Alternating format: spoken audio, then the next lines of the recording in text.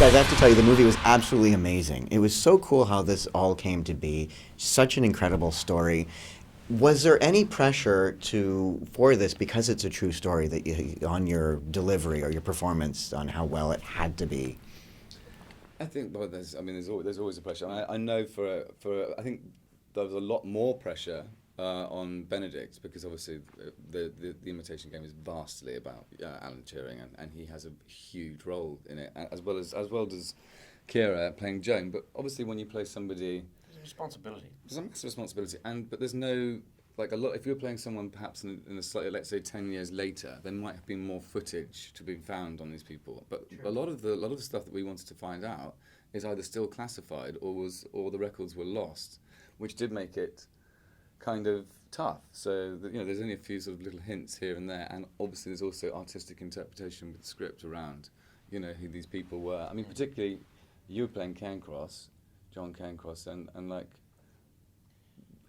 I don't know. I mean, there was a lot of stuff that was like, didn't he have? There's a lot of stuff about him being a spy. In the fact that John Cairncross was a spy. So you can only do so much research, exactly, right? Yeah. I mean, then the rest is up to you. The rest is up to you, and fill in the blanks. And you're also coming off the script that Graham's written as well. So, as you said, there's a certain artistic interpretation that you have to take when you're telling a story like this. Or that he took for us in many ways as well, because he wrote it. So. How happy are you with the incredible amount of buzz around this film? I can tell you when I went to the screening of it and the movie ended, everyone was just like, wow, that was just so good. So it all came to be, and you guys must just be so proud of how the outcome. I'm looking forward to watching it with an audience. Yeah, same. I'm really looking forward to Tuesday to actually get a chance to see it. Because I just saw it in the screening room on my own. It was always thrilling to say, I think that was terrible. Did you clap at the end when you're alone? I always clap myself when I You also watch yourself naked, don't you? I don't want to talk about it right in here and now. I'd like to talk about later. Okay. I'm not wearing a jacket again. It was very awkward when I came into the screening room. I'll just say that. Oh, that is so awkward. Put it away. When you do a movie like this is based, I think, also on trust. You have to, Benedict's character, you're kind of trusting him with his idea. Did you learn anything more about trust and trusting people with their ideas and moving forward in life?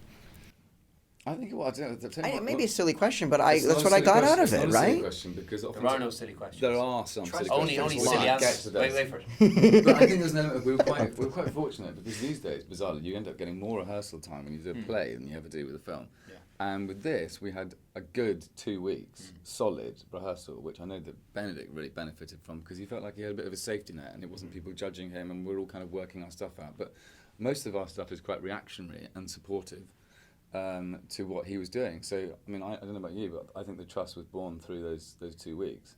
Absolutely, and I also think that with a movie like this, the minute you get in the room, it's not just the actors trusting each other, it's the director trusting us to do the right job. Yeah. It's the writer, and everyone on this job, there felt like there was a great sense of camaraderie amongst the whole crew and cast. And we knew that the script was very special. It's a very special and incredibly important and poignant story to tell.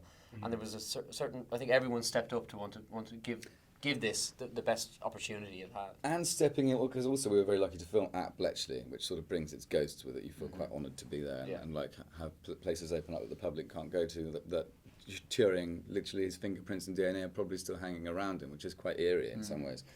But I think when I felt complete, taking from the rehearsal room, then stepping into the Hut 8 and the Hut 6, the sets that were built, it was, it's a period film obviously, but I felt complete standing as a character, even though I didn't necessarily know, I'm being honest, a lot of the heavy mathematics that we were sort of, pretending. And I suck ass at math, so I'm just like, sure, it's right. I mean, many people say the same thing. Eddie Redmayne would say the same thing about Stephen Hawking stuff, I'm sure, and the theory of everything. But I felt complete. It felt like, and it's always felt like a bit of an honour. Yes, yeah. Before I get thrown out of here, I have to just say, first of all, loving Downton Abbey. And I have to congratulate you on handling the water bottle picture very well. That was awesome. Thank you very much. Yeah. It's just, now I want to just put water bottles in every picture I'm in. Yeah, what we also want to do is we want to try and put other things, I think this is a golden opportunity for us. Watergate. Now. I think we should all be walking around with iPads on our backs. Carson should be carrying, I don't know. Oh no, it's an iPod. Yeah, walking in with a Skyping. BMW emblem on his face. Awesome. Thank you guys so much. Thanks very much. Thank you very much, Maurie.